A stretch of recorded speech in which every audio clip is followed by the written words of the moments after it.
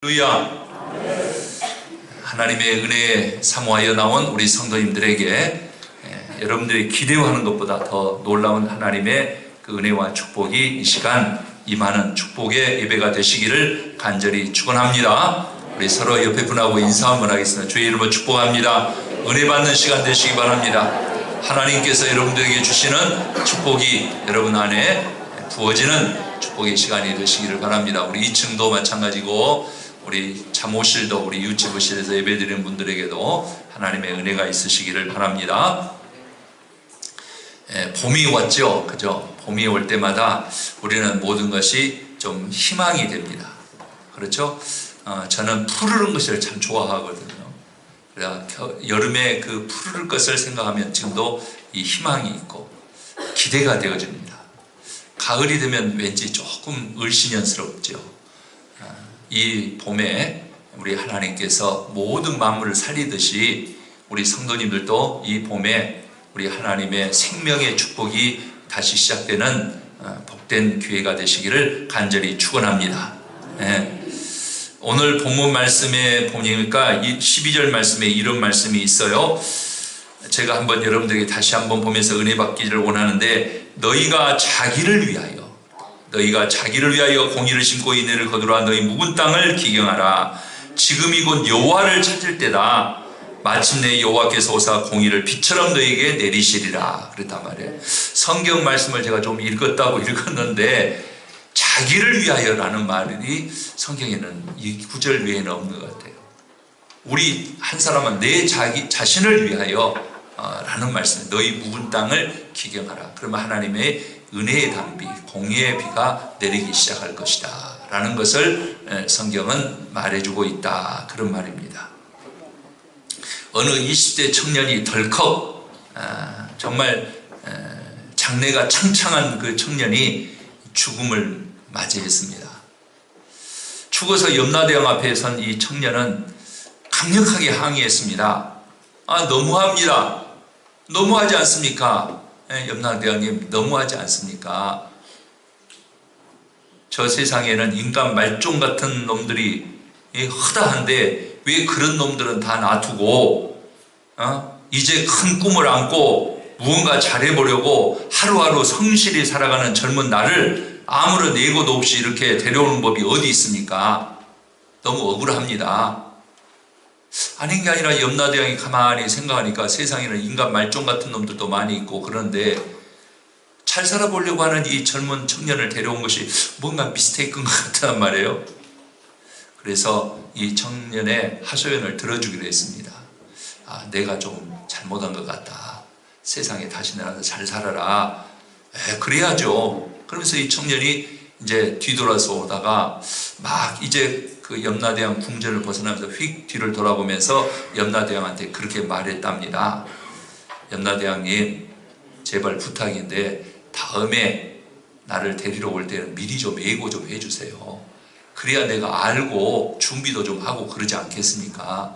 이번에처럼 그냥 후딱 부르지 말고, 예고 없이 부르지 말고 다음에 올 때는 꼭 저한테 알려주세요. 염라대왕이 미안한 마음에, 그래, 다음에는 꼭 알려주고 너를 부르도록 하겠다, 그렇게 약속을 했습니다. 세상에 다시 돌아온 이 청년은 잘 풀렸습니다. 사업도 크게 번성했습니다. 열심히 살았습니다. 정말 명문가의 아름다운 교수를 아내로 맡고 행복했습니다.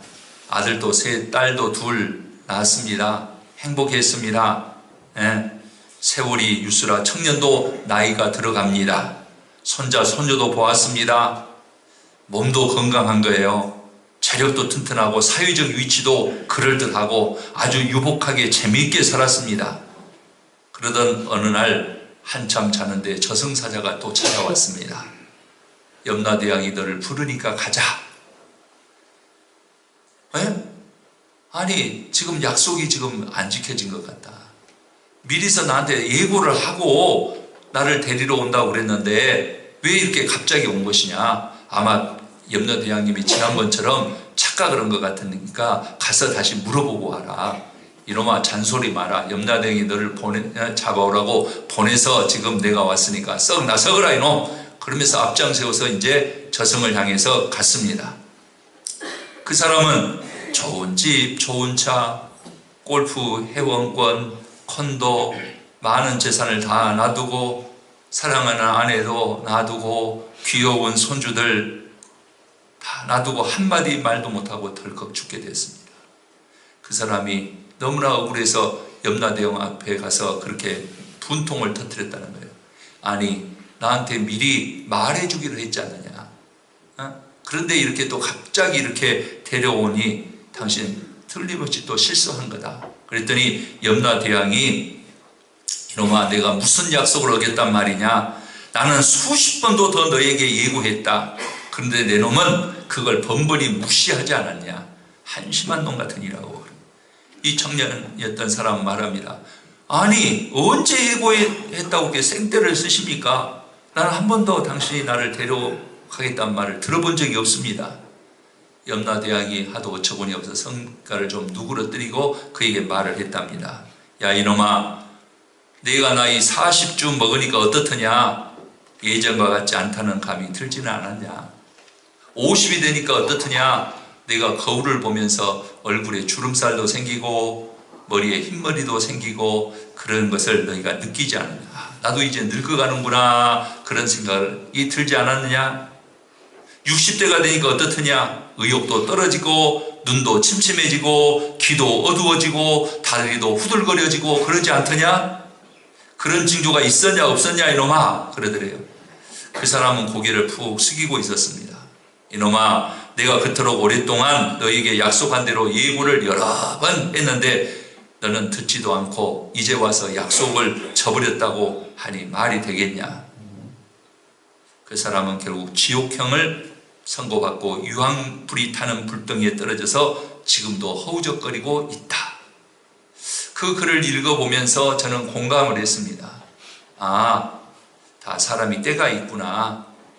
우리가 심을 때가 있고 거둘 때가 있고 또 우리가 마칠 때가 있구나.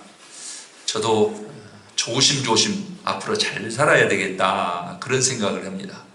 왜냐하면 예전에 비해서 눈도 침침하고 옆에서 조그맣게 말하면 무슨 말이야? 하게 묻게 되고 말이에요. 머리도 염색하지 않으면 안 되는 나이가 됐지 않습니까?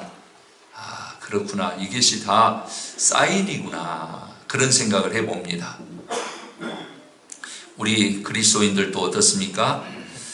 우리 그리스도인들도 우리의 삶을 잘 살아가야 될 하나님의 우리에게 향한 기대가 있다라는 것을 생각하면서 오늘 본문 말씀, 자기를 위하여, 이것이 굉장히 은혜가 되더라고요. 자기를 위하여 무엇을 할 것인가. 그런데 오늘 12절 말씀에 자기를 위하여 묵은 땅을 기경하라, 그렇게 성경은 말하고 있더라, 그런 말씀입니다. 묵은 땅이 그럼 무엇인가 생각해 보았습니다. 한동안은 농사를 잘 지었는데 지금은 사용하지 않는 그런 땅입니다. 그 묵은 땅이라고 그래요. 또 다른 것이 많이 섞여 있어서 씨를 뿌리기에 적당하지 않은 땅을 가리켜서 묵은 땅이다, 이렇게 우리가 말할 수도 있습니다. 한마디로 본래의 목적을 상실한 땅을 말한다, 그런 말이죠. 묵은 그 상태로 씨를 뿌리면은 씨만 버리고 아무 결실도 얻지 못하는 것이 분명한 거친 땅을 우리는 묵은 땅이라 이렇게 말합니다. 묵은 땅에 다시 씨를 뿌리고 좋은 곡식을 그리고 많은 수확을 내려고 한다면 땅을 갈아엎어야 되죠. 그건 상식 아닙니까? 그래, 이 봄이 되면 농사를 짓는 분들 어떻습니까? 곡식을 심으려 계획하는 사람들은 땅을 한번 갈아엎더라고요. 그래야지 그 갈아엎은 땅에다가 씨를 뿌리게 되는 거 아닙니까? 이것은 우리 인생에도 그대로 적용된다고 저는 생각합니다.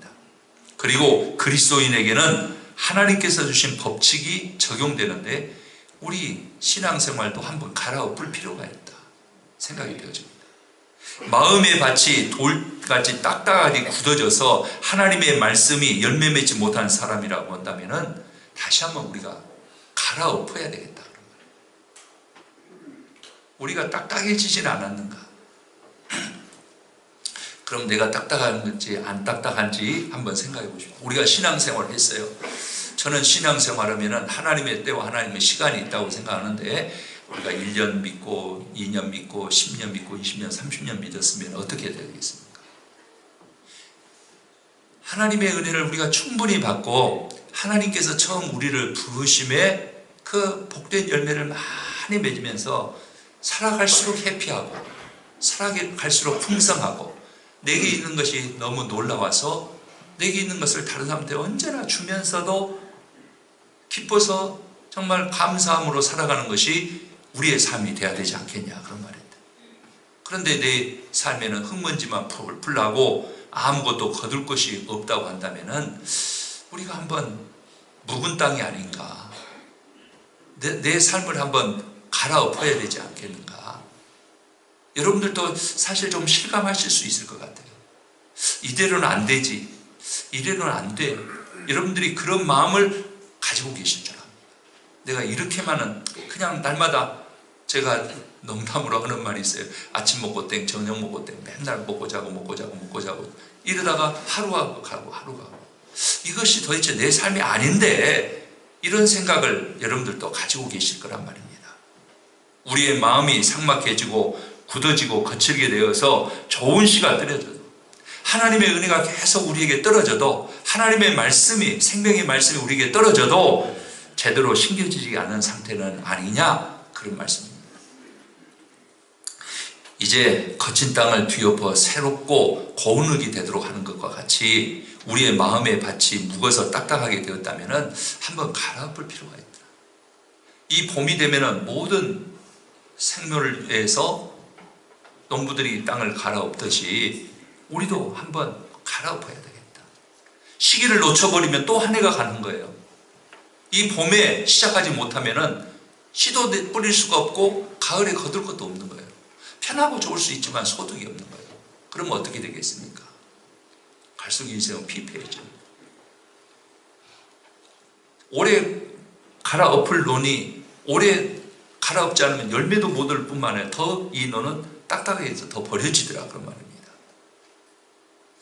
그래서 오늘 우리가 첫 번째 우리가 생각해 봐야 될 것은 무엇이 문제인가, 내 인생에 무엇이 문제인가를 한번 생각해 보자, 그런 말입니다.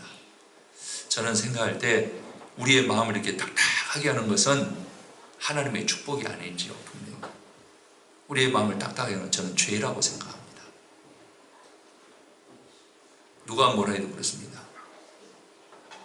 조금 더 깊이 들어가면 아무 죄도 없는 줄 알았던 사람들이 내 속에 깔려있는 숨은 죄를 발견해야 된다. 내가 이렇게 사는 것이 그냥 살아가는 줄 알았는데, 그냥 이렇게 살면 되는 줄 알았는데, 당연히 그렇게 살아가는 것이 당연한 줄 알았는데, 한번 내 자신을 들여다보고 내 숨은 죄를 발견해서 좀 아파해야 되지 않겠냐. 그것이 우리에게 필요하다, 그런 말이죠. 또 하나는 뭐냐, 전혀 죄가 되지 않은 줄 알았던 것이 하나님 앞에서 큰 죄인 것을 우리는 깨달을 필요도 있다. 제가 몇몇 사람들, 그런 사람들 만났죠. 어떤 사람이냐, 내가 그래도 다른 사람들한테 비교해 봐서 내가 그렇게 나쁘게 산 것 같지 않다는 거예요.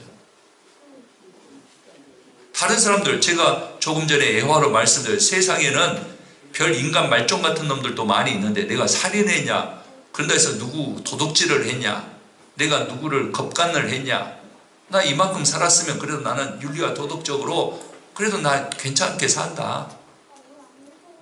이런 사람들 저도 종종 만났습니다. 여러분, 자신의 윤리 도덕 기준이 아닌 사람과 상대평가를 해서는 안 된단 말이에요. 저 사람은 나보다도 못하니까 나는 그 사람보다 낫다, 이것은 하나님 앞에 필요 없습니다. 거룩하신 하나님 앞에 자기 자신을 비추어서 내 자신의 누추함을 좀 발견하자, 그런 말이에요. 하나님이 나를 부르실 때는 나로 크게 기뻐하게 하시기 위해서 부르셨습니다. 권세 있게 살라고 우리를 부르셨지 않겠습니까? 영향력 있는 삶을 살으라고 우리를 부르셨지 않겠냔 말이에요. 그 하나님의 능력을 제한한 그것을 우리는 고쳐야 된단 말이에요.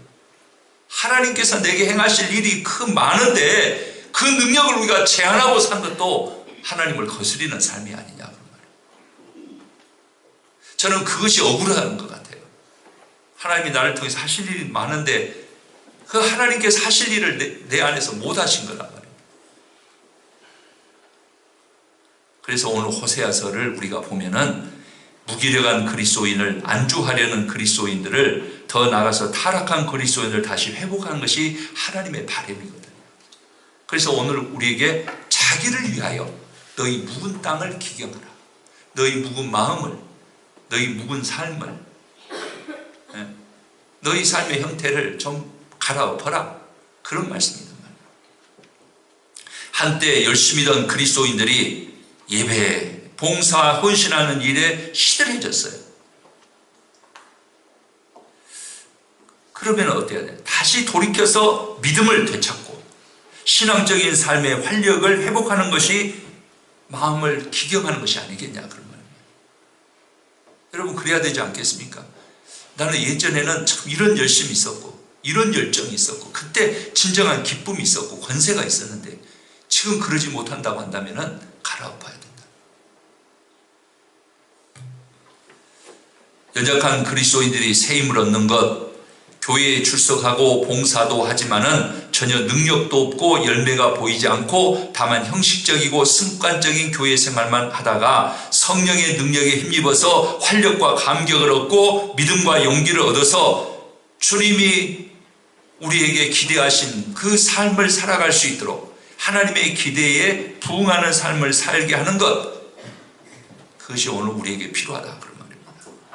더 나아가서 하나님을 거역하거나 반대하는 사람들이, 또는 교회에 대해서 반대하고 그리스도인들에게 대해서 냉소적인 사람들이 하나님의 말씀을 듣고 하나님 앞에 나오면서 안 믿는 식구들과 안 믿는 친구, 이웃들에게 복음을 증거해서 예수를 믿고 구원받는 역사가 나타나는 것을 하나님께서는 기대하신다, 그런 말입니다. 내가 안주에 있고 신앙생활에도 기쁨이 없다고 한다면 내 기쁨을 회복하고 다른 사람들에게 하나님께서 주시는 권세와 기쁨을 나눌 수 있는 것이 우리에게 필요하다, 그런 말입니다. 제가 요즘 교회 총회 일을 이렇게 하면서 시종일관 듣는 소리가 뭐냐면은 한국 교회가 이제는 성장은 멈추었고 퇴보하고 있다. 우리 한국 교회가 캐톨릭까지 합쳐서 1200만까지 올랐다. 지금 800만이라고 그러거든요. 그러나 실질적인 이중 교적 같은 거 이런 거 다 털고 나면은 한 650만. 2000년도가 지나서 2015년 정도 되면은 200만 정도로 떨어진다는 보고를 하는 사람들도 있습니다. 200만 정도로. 2025년 될 때는. 요즘 일부 성장하는 교회가 있다고들 그러죠. 그러나 여러분, 성장한 교회들이 대부분 어떤 교회입니까? 구심에 있는 이미 형성된 도시에 있는 교회들은 점점 사라져가고 아파트가 새로 건축되는데, 그래서 새로 사람들이 몰려드는데 이런 데 교회들만 성장한다는 거예요. 그건 무슨 말합니까? 태신자는 없어요. 전부 이동하는 신자들 뿐이다, 그럽니다. 한국 교회가 지금 형편이 이렇습니다. 한국 교회의 형편이 이렇게 된 것은 우리 그리스도인들 마음이 이미 딱딱해졌단 말이에요. 오래 묵어버렸다, 그런 말입니다. 60년대, 70년대, 80년대 그 감격이 없다, 그런 말이에요. 하나님의 축복을 그냥 내가 당연시 받아들이고 내가 이만큼 누리면서 사는 것에 안주하고 있다, 그런 말입니다. 그래서 하나님의 은혜의 담비가 계속 우리에게 내려져야 되고 봄마다 기경해서 새로운 것을 결실해야 되는데 우리는 이미 거둬놓은 것, 먹고 있는 것으로 만족하고 있다, 그런 말입니다. 이제 기경해야 됩니다. 그럼 언제 기경해야 되느냐? 바로 지금이다라는 것이죠. 언젠가는 아닙니다. 우리가 생각할 때 언젠가는 한번 하긴 해야 되겠는데, 내가 믿음에 열심을 내고 다시 온전한 믿음 생활을 해야 되겠는데 마음은 가지고 있어요. 절실함도 있습니다. 그럼 언제냐? 지금이다. 내년이 아니고, 내가 미워하는 사람들 다 죽은 다음에도 아니고, 자식을 다 키워놓고 내가 이제 할 것 다 하고 시간이 갑니다. 내 생명이 지금 가고 있습니다. 좋은 시절이 지나가고 있습니다. 여러분, 좋은 시절은 더 우리가 젊었을 때부터 누려야 되지 않겠습니까? 우리가 더 권세 있게 젊을 때부터 살아야 되는데 나중에 50, 60, 70 돼가지고 좋은 세월을 오면 뭐합니까? 애와에서 말하듯이 다리 후들거리고 눈 침침해지고, 그때 좋은 시절 오면은 뭐 하겠습니까? 얼마나 지금보다 훨씬 더 반감된 기쁨을 누려야 되겠죠. 여러분, 안주하고 있다면 바로 지금이 한번 기경할 때이다. 우리가 이 계절이 기경할 때이니까, 갈아엎을 때이니까 우리 신앙도 한번 갈아엎어야 되지 않겠냐. 유명한 무디 목사님은 그렇게 말씀하셨더라고요. 기도할 마음이 느껴지지 않을 때 가장 기도가 필요할 때이다. 우리가 지금이 그럴 때가 아니냐, 그런 말씀입니다. 그러면 어떻게 묵은 땅을 기경할 것이냐 라는 말씀입니다. 묵은 땅을 기경한다는 것은 어떤 뜻이냐면 딱딱해진 자신의 마음을 깨트리는 것이라는 거예요. 우리 많은 분들이 신앙생활하는 분들도 보면은 대부분 이제는 오래 신앙생활하면은 자기 형태로 다 굳어져 있더라고요. 그래서 하나님의 말씀대로 살려고 하지 않고 자기 생각대로 하려고 그래요. 아니거든요. 아무리 생각해도 우리는 그래서 어린아이같이 더욱 순수해질 필요가 있습니다. 이제 우리가 깨트려져서 우리의 마음을 좀 부드럽게 해야 돼요. 가슴을 치며 자신의 죄를 낱낱이 하나님께 고하는 것이 필요하다. 우리가 그냥 내버려 두면 안 돼요. 더 딱딱해지거든요. 여러분, 살아있는 것은 부드럽습니다. 죽어있는 것은 딱딱해져요. 뭐든지 마찬가지예요. 딱딱한 땅을 곡괭이질을 하려면 어때야 됩니까? 힘이 들어요.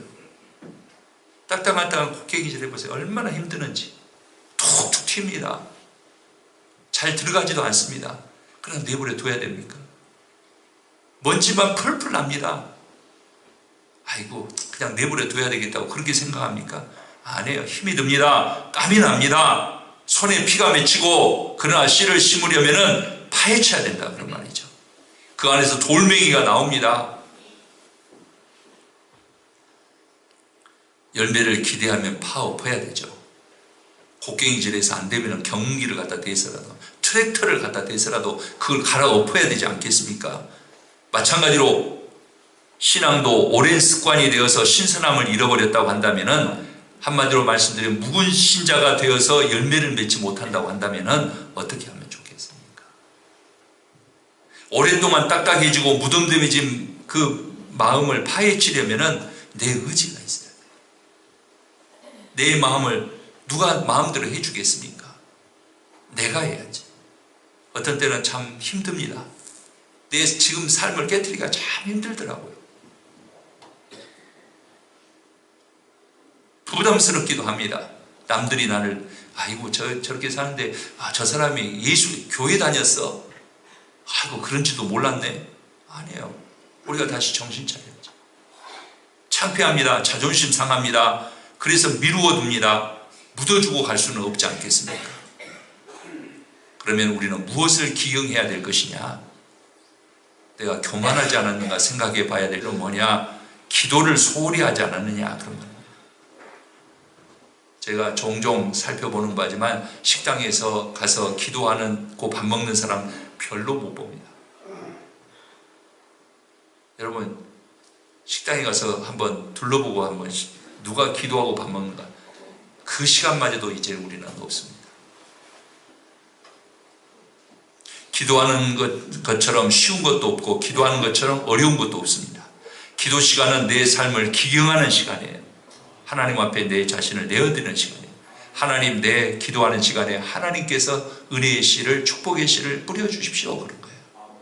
기도하는 시간에 하나님의 은혜가 내게 임하는 겁니다. 그러면 그것이 싹이 나는 거예요. 기도하지 않으면 세상 것이 싹이 나는 거예요.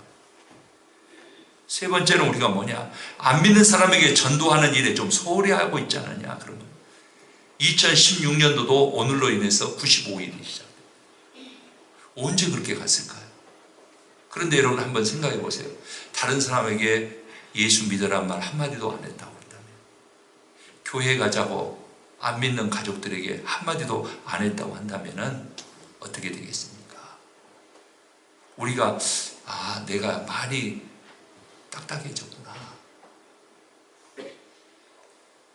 사막에서 말해요.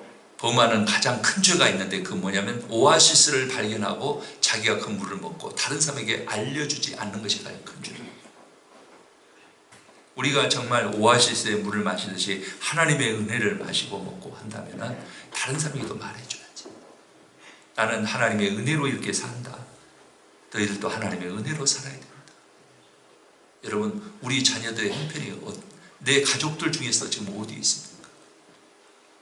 우리는 가장 큰 죄를 범하고 있는 것은 아닌가 그런 말이에요. 네 번째로, 자신을 위해서는 넉넉히 쓰면서도 하나님을 위해서는 인색하게 살지는 않은가 그런 말입니다. 내가 쉬기 위해서는 많은 시간을 사용합니다. 내가 즐기기 위해서는 많이 지출해도 아깝지 않습니다. 내가 돈을 벌기 위해서는 온 마음을 다하지만 주님을 위해서는 대강 대충 살지는 않으냐 그런 말이에요. 구두쇠처럼 지내면서 전혀 마음에 거리낌이 없는 우리 자신이라고 한다면 우리의 마음이 딱딱해진 거예요. 이제 더 이상 기대할 수 없다 그런 말이에요. 갈아엎어야죠. 이 봄에는 여러분 기경하는 우리의 마음을 한번 갈아엎는 역사가 있어야 됩니다. 저도 일주일 동안 여러 가지 일을 했습니다마는 마음에 묵상한 것이 그거예요. 모든 일이 다 복잡하게 얽히고 섞인 일은 모든 것은 뭐냐면 딱딱한 마음이에요. 딱딱한 사람이에요. 갈아엎어서 다시 처음처럼 한번 해봐야 되겠다. 하나님의 은혜가 내 안에서 다시 시작돼야 되겠다. 이 은혜가 우리 성도님들에게 있으시기를 바랍니다. 우리가 살다 보면 다섯 번째, 부정직한 부분이 많이 생기더라고요. 속이고 자기 이익을 위해서 남의 것을 우리가 등한시 여기는 것은 아니냐. 양심에 걸리지만 그대로 지내고 있는 것은 없느냐 그런 말입니다. 저는 문득 그런 생각을 합니다. 나라의 세무감사도 무서워요. 여러분 그렇죠? 그래서 많은 직장들이, 사업체들이 세무감사 나온다면 다 싫어합니다. 왜냐하면 벌금을 많이 내야 되기 때문에. 그러면서 저는 그런 생각을 해요. 하나님께서 직접 하실 마지막 날의 감사는 아무도 피해갈 수 없다. 변명할 수 없다. 내가 여기서 부정하게 살았으면 하나님께서 저기에서 얼마나 큰 손해가 되게 하실까. 정직하게 살아야 되겠다. 여섯 번째는 뭐냐? 음란죄가 숨어 있지는 않느냐 그런 말입니다. 좀처럼 끊어지지 않는 악습이 남아 있지는 않습니까? 어떤 부끄러운 일들이 마음구석에 숨어 있지는 않느냐 그런 말이에요. 하나님과 같이 보기에 낯뜨거운 것은 없느냐 그런 말입니다. 정말 어떨 때는 세상이 이해 안 될 때가 많이 있더라고요. 서초동에 가면은 테헤란로가 이렇게 있는데 지난 주간에 보니까 그 테헤란로 한 1km간에 100몇십 개, 120몇 개인가에 그 성매매하는 곳이 있다는 거예요. 아침에 문을 여는 시간이 10시라고 10시. 누가 갈까요? 아침 10시부터 100몇십 군데, 20몇 군데는 1km간에 그렇게 많이 있다는 거예요. 이 나라가 소돔과 고모라가 되지 않아야 된다는 생각을 합니다. 일곱 번째로, 남의 허물을 들추어내면서 자신의 허물을 숨기려는 마음은 없느냐 우리는 살펴봐야 된다 그런 말씀입니다. 내 마음속에 쓴뿌리가 그대로 있어서는 안 된다. 이런 것들을 스스로 찾아내서 하나님 앞에 해결해야 진심으로 용서를 구해야 내 묵은 땅을 기경할 수 있다. 우리가 한 번 정도는 뒤집어 엎어야 돼요. 그래야 하나님의 말씀이 마음에 잘 박힌 것처럼 깊이 박히고, 그래야 찬송의 은혜도 있고, 그래야 기도에 힘이 있고 응답이 속히 오지 않겠냐. 여러분, 이게 필요할 때다 생각이 됩니다. 그래서 오늘 12절 말씀에 너희가 자기를 위하여라고 그랬단 말이에요. 너희가 자기를 위하여 공의를 심고 인애를 거두라. 너희 묵은 땅을 기경하라. 지금이 곧 여호와를 찾을 때니 마침내 여호와께서 오사 공의를 빛처럼 너희에게 비추시리라. 무엇을 심으라 하셨습니까? 공의를 심으라 그랬단 말이에요. 공의가 무엇이겠습니까? 고민 많이 했습니다. 하나님 무엇입니까? 그러면 인해 사랑을 거둔다고 했는데 공의가 무엇입니까? 여러 가지로 해석할 수 있지만 하나님의 말씀인 거, 예수 그리스도를 우리 안에 심어야 됩니다. 그래야 생명이 있다는 거예요. 예수님이 우리 안에 계실 때 우리가 생명이 있는 거예요. 부활 생명을 살아갈 수 있다 그런 말입니다. 그래야지 사랑을 거둘 수 있다. 성경은 인해는 사랑이거든요. 불의를 심어놓으면 어떻게 되겠습니까, 여러분? 불의를 심어놓으면 어느 날 무서운 것이 내 삶에서 솟아나는 거예요. 이제 묵은 마음을 깨트리고 그 속에 그리스도를 심어, 하나님의 말씀을 심어야 돼요.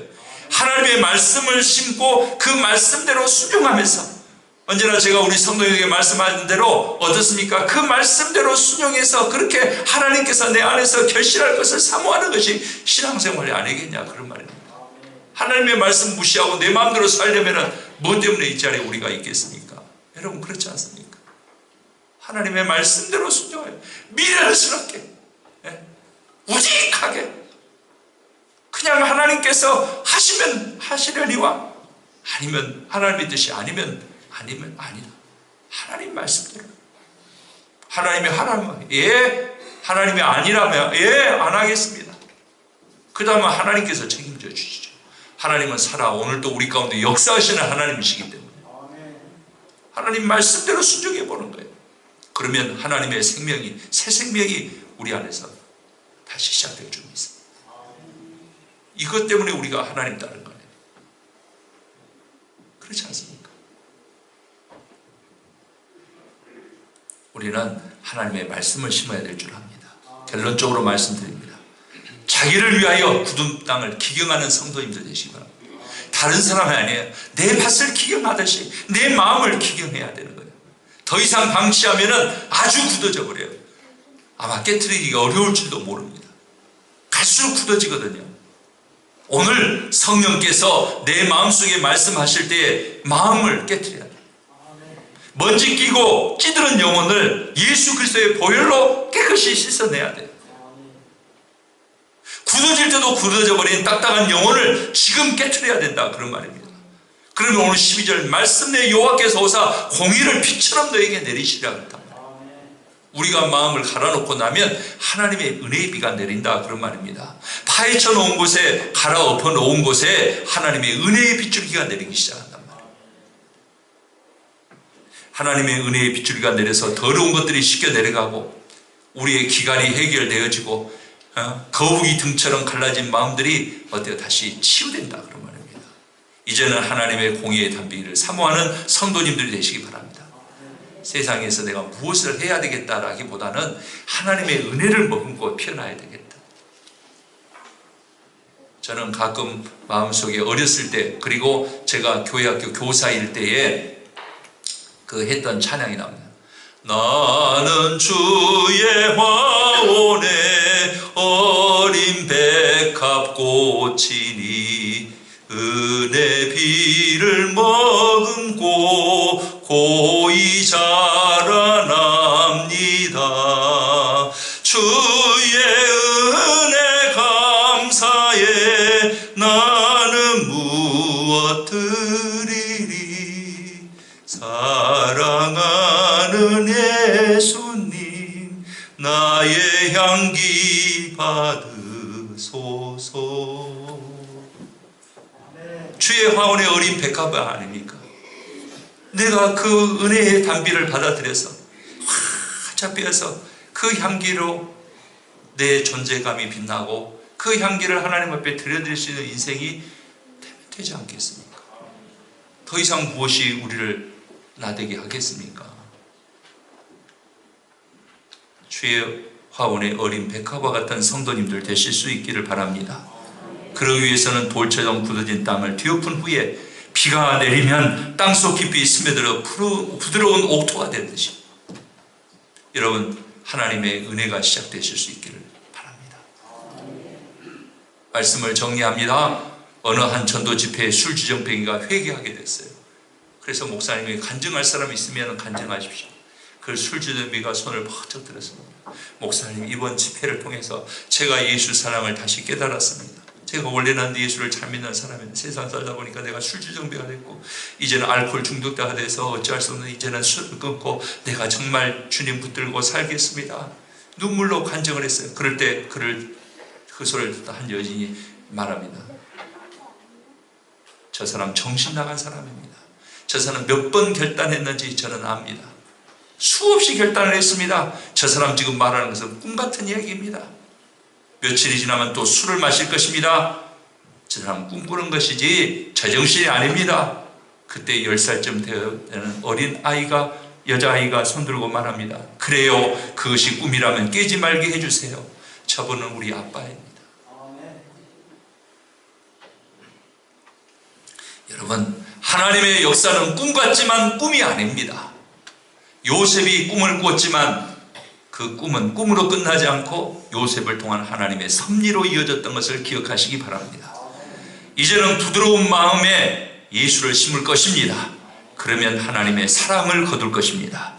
지금 우리가 예수를 찾고 찾으며 하나님을 믿고 의지할 때이니 오늘 다시 우리의 마음의 문을 두드리실 때에 우리의 딱딱한 마음을 기경하는 성도님들 되시기 바랍니다. 세상을 향하여 더 집착하지 말고 우리 하나님께로 다시 돌아와서 내 딱딱해진 마음을 깨부시고 우리 주님의 말씀을 이 안에 심는다고 한다면 하나님의 은혜의 비가 내려질 줄 믿습니다. 그 은혜로 살자, 그런 말입니다. 하나님의 은혜로 살자, 그런 말입니다. 세상에 그만큼 속았으면 이제는 속을 만큼 속았지 않습니까? 안 되는 줄 알지 않습니까? 더 몸부림하지 마십시다. 하나님의 은혜의 비를 머금는 우리 성도님들 되시길 바랍니다. 아프고 아프더라도 견디면서 가슴을 치고 통회하고 돌이켜야 된다. 그 마음이 우리의 마음 되어질 때 하나님께서 은혜의 단비를 풍성하게 부어주실 줄 믿습니다. 이제는 생명의 계절을 오게 합시다. 내 안에 하나님의 생명이 역사하는 귀한 삶이 되게 하자, 그런 말씀입니다. 그럴 때 하나님께서 우리에게 부어주시는 은혜의 단비로 말미암아 우리의 삶 속에 다시 생명의 푸르름이, 그리고 하나님께서 피워주시는 그 꽃의 아름다움이, 하나님께서 맺어주실 그 열매의 풍성함을 살아갈 수 있는 성도님들 되시기 바랍니다. 신앙은 성숙할 수는 있어도 늙어서는 안 됩니다. 신앙은 날로 새로워지는 것이기 때문에 그렇습니다. 하나님 안에서 새 일을 시작하실 수 있는 여러분들의 삶이 되시기를 주님의 이름으로 간절히 축원합니다. 기도드리겠습니다.